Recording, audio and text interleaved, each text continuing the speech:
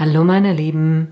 In einem meiner letzten Videos hatte ich euch ja gezeigt, wie ihr ein T-Shirt mit Sublimationsdruck bedrucken könnt. Und da hatte ich euch auch gezeigt, dass das mit Baumwollshirts und schwarzen oder ganz dunklen T-Shirts nicht funktioniert. Und da hatte ich euch auch gesagt, dass ich euch aber eine andere Lösung dazu zeigen kann. Und genau darum geht es heute. Mehr dazu gleich nach dem Intro.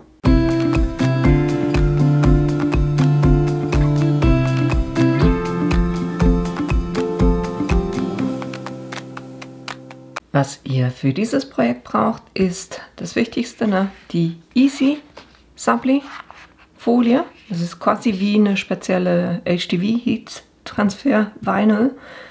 Dann das Übertragungsmedium.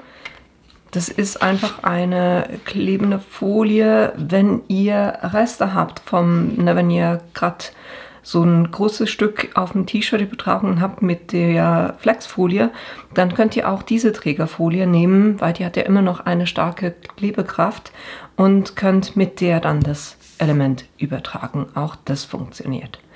Dann brauchen wir ein T-Shirt und hier eben, wie gesagt, ihr braucht kein spezielles Sublimations-T-Shirt, sondern das hier ist ein ganz normales Baumwoll-Shirt. Und ich habe extra ein schwarzes genommen, damit ihr seht, dass man das auch hinbekommt mit der Deckkraft, weil mit einer Sublimationstinte kann ich ja nicht auf dunkle Textilien drucken, auch wenn es Sublimationstextilien sind. Und deshalb habe ich hier extra dieses schwarze Shirt genommen. Ich würde euch anraten, das Shirt immer zuerst einmal zu waschen, weil das schrumpft ja immer so ein kleines bisschen. Und wenn ihr zuerst das Element auftragt und dann das zum ersten Mal wascht, dann fängt das Element an, wie sich zu wölben, weil halt einfach die Fasern ringsherum sich zusammenziehen. Von dem her immer zuerst einmal waschen. Dann habe ich hier die Schablone verwendet, um mein Design zu machen. Da kommen wir nachher noch dazu. Wenn ihr nicht gesehen habt, wie ich das gemacht habe, da verlinke ich euch das Video hier oben. Dann brauchen wir Entgitterungstool, das hitzebeständige Klebeband, dann einen Fusselroller und Backpapier. Und natürlich brauchen wir auch die Heatpress. Kommen wir zuerst kurz zum Design. Ich habe hier was in Procreate gezeichnet und was ich dann gemacht habe, ist hinter die Schrift hier ein Rechteck zu zeichnen mit abgerundeten Ecken. Die habe ich einfach ausradiert. Und dann habe ich rings um den Schriftzug herum, das habe ich wirklich von Hand gezeichnet, einen weißen Rahmen auch gemacht, weil ich das auf dem schwarzen T-Shirt schön finde. Das müsst ihr so aber nicht machen. Ihr könnt wirklich auch direkt das Design, ohne dass ihr einen Rahmen dahinter habt, auch sowas könntet ihr drucken. Von den Farben her, ich habe hier einfach eine Clipping-Maske auf das Love selber gegeben, damit die Farben hier drauf sind. Jetzt sieht das Ganze hier oben aus, als ob das rosa wäre. Und was ich gemacht habe, ich habe einfach meine Schablone verwendet, um zu gucken, welche Farben ich verwenden will, weil das, was man hier jeweils drauf sieht, ist nicht dasselbe, wie es dann aussieht, wenn es mit der Sublimationstinte ausgedruckt und dann mit der Hitze aktiviert wurde. Deshalb habe ich mir eine Schablone genommen, damit ich dann wirklich die Farben habe, die ich auch haben will. Zum Übertragen, ich habe dann hier einfach den Hintergrund ausgeblendet und dann hier über Aktionen bereitstellen, könnt ihr das als PNG speichern und das dann an euren Computer übergeben. Weiter werde ich mit PowerPoint und dem Cricut Design Space arbeiten, aber das zeige ich euch alles gleich. Ich habe das Ganze dann ins PowerPoint eingefügt und vielleicht hier von den Einstellungen, ich habe die Seitengröße ganz einfach auf eine A4-Seite festgelegt, das heißt die 29,7 cm mal die 21 cm. Das ist die Größe jetzt von meinem Blatt. Dann habe ich hier eben das Bild eingefügt. Da könnt ihr über Einfügen, Bilder und dann auf eurem PC das Bild holen und hier einfügen. Dann, damit ich sehe, was ich mache, werde ich ein Element in den Hintergrund einfügen. Und das mache ich ganz einfach schwarz und gebe das in den Hintergrund. So, weil jetzt sehe ich auch die weißen Outlines von meinem Design. Und was ich dann gemacht habe, wenn ich das Bild markiert habe, rechte Maustaste und dann habt ihr hier ein Zuschneiden. Und da könnt ihr jetzt ganz einfach, ich bin auf allen Seiten, möglichst nah an das äußerste Element ran. Na, hier von oben ist es der L, hier auf der Seite war es der A, hier unten das F und auf der anderen Seite das Ende des Ls. So habe ich das zugeschnitten. Und jetzt kann ich auch die Größe festlegen. Und das ist ein bisschen der Hack, weil ihr könntet mit dem Cricut Design Space ja einen Print, einen Cut machen, aber mein Design ist zu groß für diese Print-and-Cut-Funktion und deshalb habe ich hier einen kleinen Hack und arbeite quasi für das Drucken mit dem PowerPoint und für das Zuschneiden der EasySubbly mit dem Design Space. Das heißt, ich lege hier die Größe von meinem Element fest und von der Höhe habe ich nicht so drauf geachtet, sondern ich habe hier einfach geguckt, das Log Aspect Ratio oder Seitenverhältnis beibehalten, heißt das glaube ich auf Deutsch. Habe ich einfach bei der Breite geguckt, dass ich 29 cm habe. Und dann ergibt es bei der Höhe 18,56. Was ich mit dem Bild fürs Ausdrucken auf jeden Fall machen muss, ist es horizontal zu spiegeln und dann kann ich den Hintergrund auch wieder wegmachen. Und so kann ich das jetzt ausdrucken.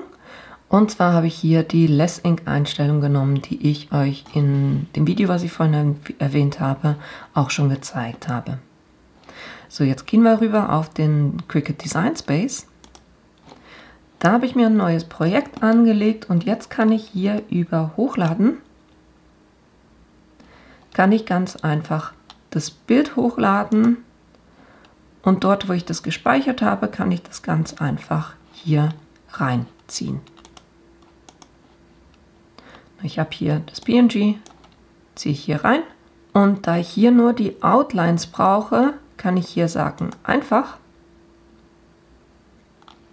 Und dann seht ihr auch von der Markierung her, es hat schön ringsherum einfach diesen weißen Hintergrund genommen.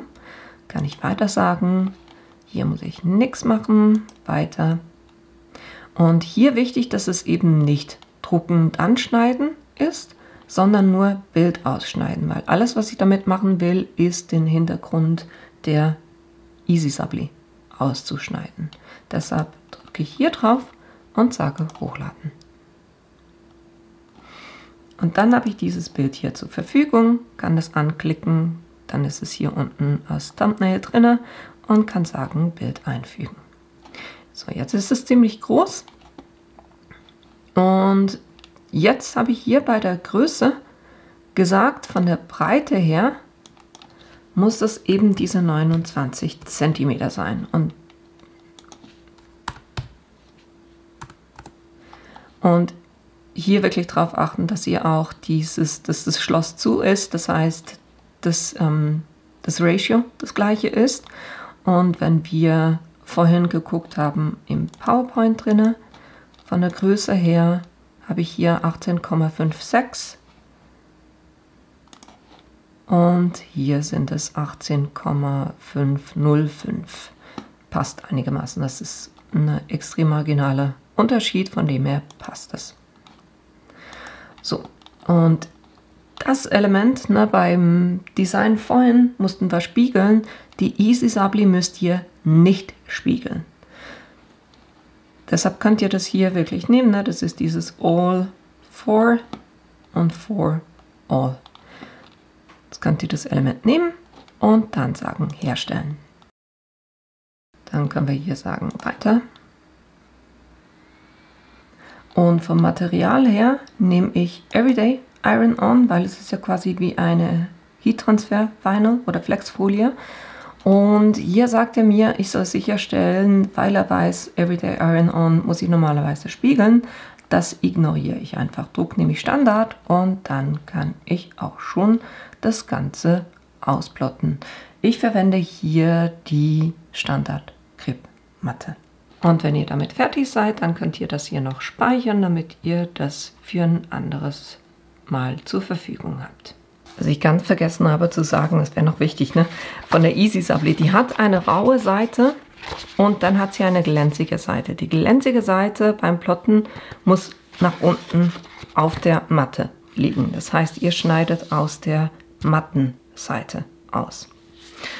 Ich habe das Ganze eben gedruckt, das ist fertig und dann habe ich hier auch 2 Seiten Reststücke ausgeschnitten, weil das sind Teile von der Easy Sablé, die ich für was Kleines noch verwenden kann. So, jetzt müssen wir das Ganze entgittern. Everybody makes mistakes, 'cause no one can be perfect. It was just one kiss, but that don't justify it. I know what I did was wrong, but it's like I did it just to spite you, because all we ever do is fight. Oh, and I really think it's time we say goodbye. Baby, I'm too fed up with us. I can't take no more screaming, hurting each other's feelings. Baby, I'm just... Ich muss sagen, das ging jetzt nicht so super einfach. Also es hat funktioniert, aber ich würde beim nächsten Mal, glaube ich, den Druck vom Schneiden hier auf hoch einstellen. Jetzt seht ihr, das Ganze klebt nicht, ist aber reißfest vom Material her und diese Trägerfolie, die klebt auch nicht. Wenn ihr so ein Element habt, das könnte ich jetzt einfach ab dieser Trägerfolie runternehmen und quasi so aufs T-Shirt übertragen. Wenn ihr filigrane Teile habt oder Einzelteile habt, dann müsst ihr auf jeden Fall eine Übertragungsfolie verwenden. Und ich mache das jetzt einfach mit der Übertragungsfolie, damit ihr das auch seht. Da könnt ihr hier hinten einfach die Abdeckung wegnehmen.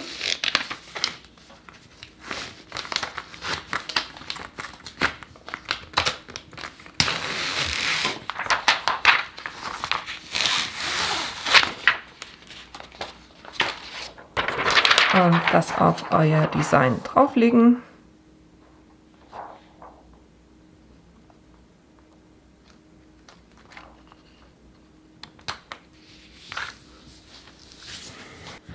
Dann könnt ihr das Ganze mit dem Rakel feststreichen, damit es wirklich schön auf diesem Übertragungsmedium haftet.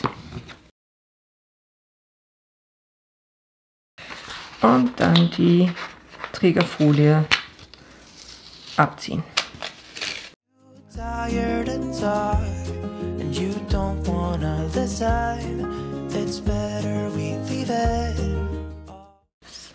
jetzt haben wir das hier drauf. Als allererstes werde ich jetzt das T-Shirt vorbereiten, und zwar presse ich das bei 155 Grad kurz für 15 Sekunden, einfach damit da ich A, die Falten rausbekomme und B, dass ich hier auch die Feuchtigkeit, die Restfeuchtigkeit, die drin ist, rausbekomme. Und was ich dann auch gleich mache, wenn ich das gepresst habe, ich halbiere das jeweils und presse das dann so nochmal, damit ich hier die Mittellinie sehe. Und genau das mache ich jetzt kurz.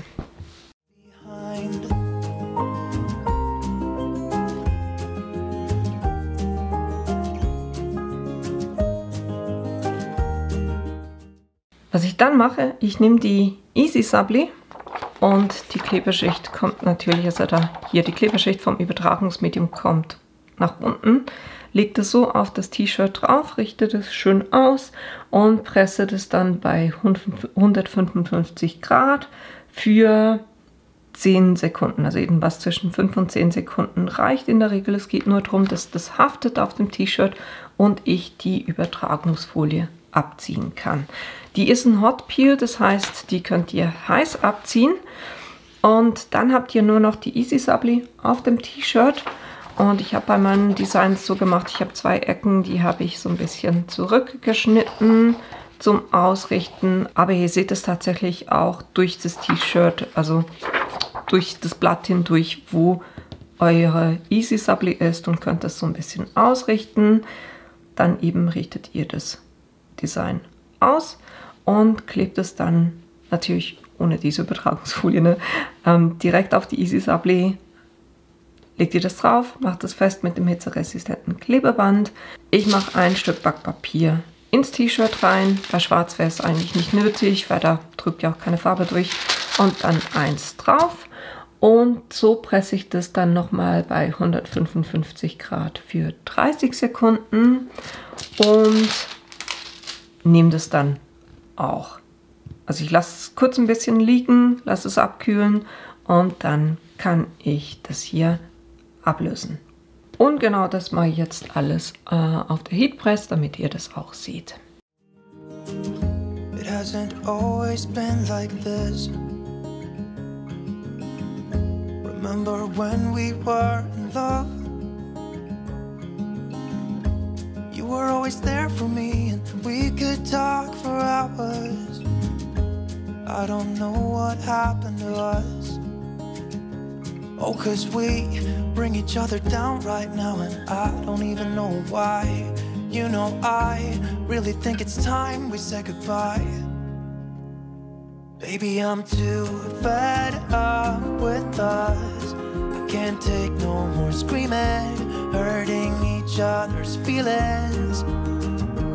Baby, I'm just too tired to talk, and you don't wanna listen. It's better we leave it all behind.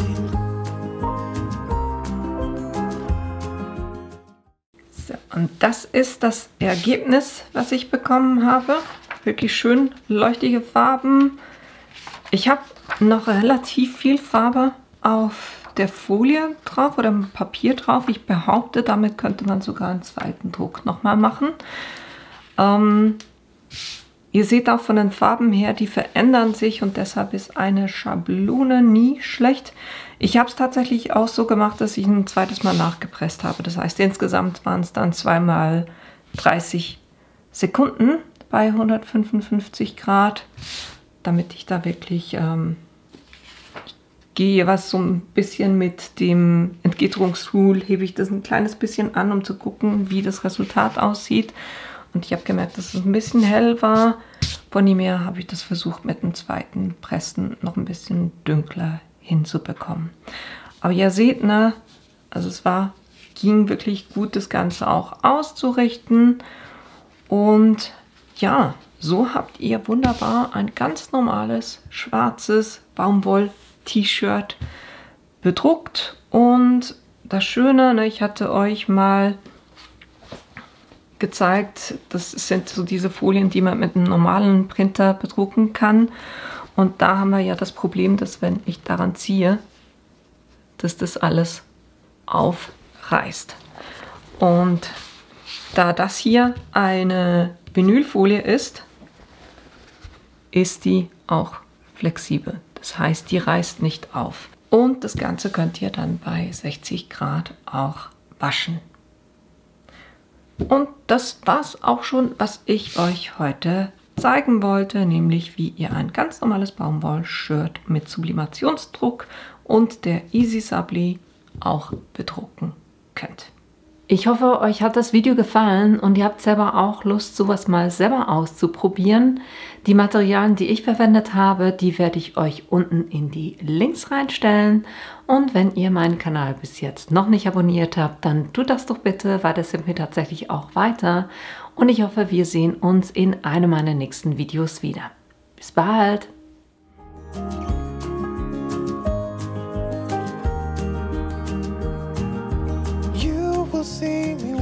looking out the